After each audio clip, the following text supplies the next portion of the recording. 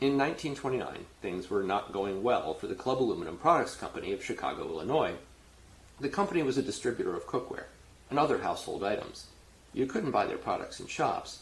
They were sold through home parties.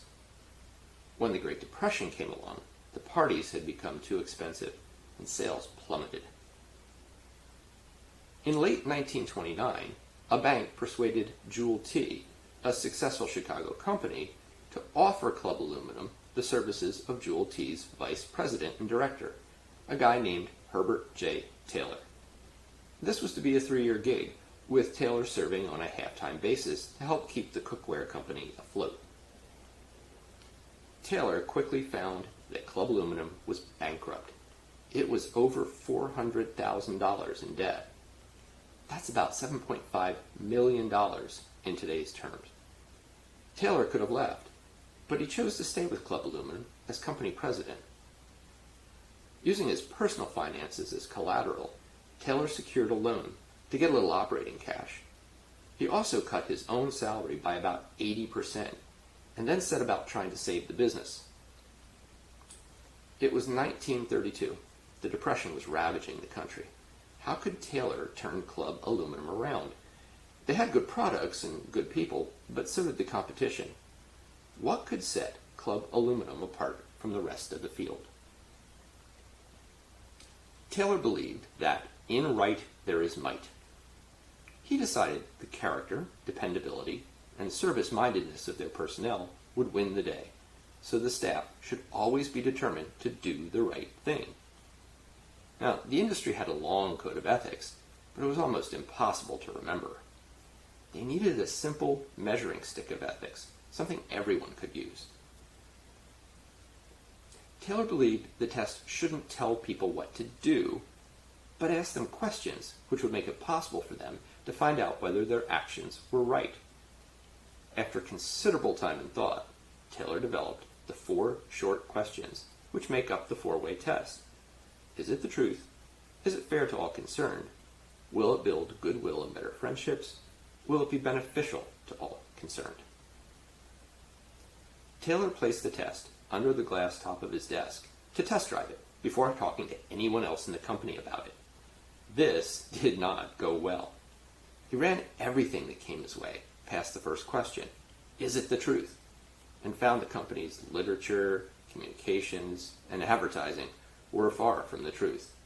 He was so discouraged, he almost tossed out the test. But he stuck with it, and after about 60 days, he was sold. Taylor next discussed the test with his department heads. One was a Roman Catholic, the second a Christian Scientist, the third an Orthodox Jew, and the fourth a Presbyterian. He asked if there was anything in the test which went against their faith. They all agreed that the test aligned with their religious ideals and should result in greater success in business. They agreed to use the 4-way test and ask all employees to memorize and use the test. Advertising copy was revised. Words like better, best, greatest, finest were removed, as were any detrimental comments about competitors' products. In fact, when they found an opportunity to speak well of competitors, they did. Well, it worked. The public placed more confidence in the company and bought more products. The company saw a steady increase in sales, profits, and earnings. After 5 years, Club Aluminum paid off the last of the $400,000 in debt with interest and distributed over $1 million in dividends to stockholders. But that's not all. Those who applied the 4-way test to their business dealings found it impacting their personal lives. They became a better spouse, parent, friend, and community member. Herbert Taylor was active in the Rotary Club of Chicago. He shared how the test had helped his business. Rotary International adopted the test in the early 1940s, and it became part of vocational services outreach. While serving as president of Rotary International in 1954, Herbert Taylor formally shared the copyright for the 4-way test with Rotary. In 1959, Taylor founded a nonprofit organization, the 4-Way Test Association, to promote and assist in its use. The four-way test has been translated into more than 100 languages and published in thousands of ways. Over the years, the four-way test has been integrated into labor contracts and adopted by governments and state agencies. And Club Aluminum?